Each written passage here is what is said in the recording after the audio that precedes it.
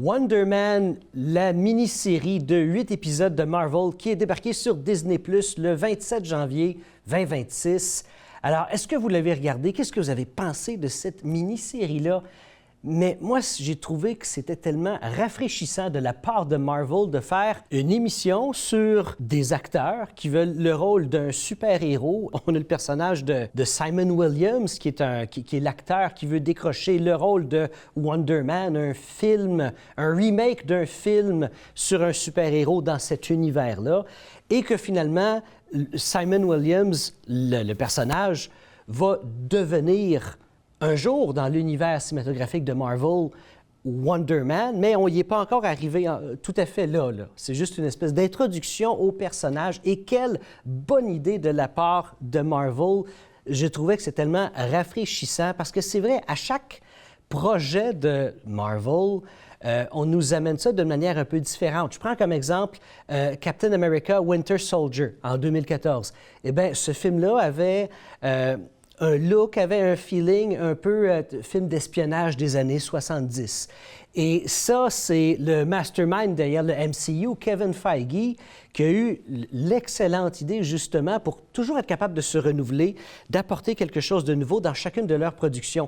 Et dans celle-ci, on le sent dans notre réalité, l'espèce de fatigue au niveau des super-héros. Et dans cette réalité-là aussi, l'émission Wonder Man, on le sent qu'il y a une espèce de fatigue des super-héros. Et dans cette série-là, le fait de ramener le personnage de Wonder Man, c'est comme on essaye encore une fois de ramener les super-héros.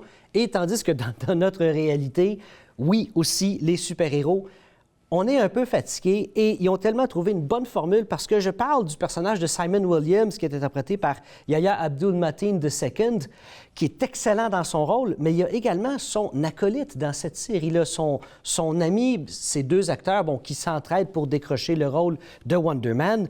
Eh bien, c'est le personnage Trevor Slattery qu'on a déjà vu plusieurs fois dans le MCU, en premier en 2013 dans le film Iron Man 3, où justement le personnage, c'était le Mandarin, mais pas la bonne version. Et c'est ce qui a choqué beaucoup de monde, ceux qui adoraient le personnage du Mandarin. Finalement, non, c'est un acteur qui joue le personnage du super-vilain. Et évidemment, cet acteur-là est interprété par l'excellent acteur Ben Kingsley, qui est encore une fois excellent dans son personnage. Je pense que c'est un des personnages que je préfère le plus du MCU. Vraiment, là, le fait de garder ce personnage-là, qui est selon plusieurs, vient d'un mauvais punch d'un film de Iron Man 3, je trouve que c'est une bonne idée. Et évidemment, on l'a revu dans le film Shang-Chi, on le revoit ici. Est-ce que c'est la dernière fois qu'on voit le personnage de Simon Williams? Non, c'est pas la dernière fois qu'on le voit. Et surtout, je ne l'ai pas mentionné, mais il a des super pouvoirs qu'il veut cacher. Et c'est ça qui rend le truc intéressant parce que si on découvre qu'il a des super pouvoirs, eh bien, lui, il a peur de ne pas être capable de percer à Hollywood. Donc, c'est une mini-série que je vous conseille et je vous dis à la semaine prochaine.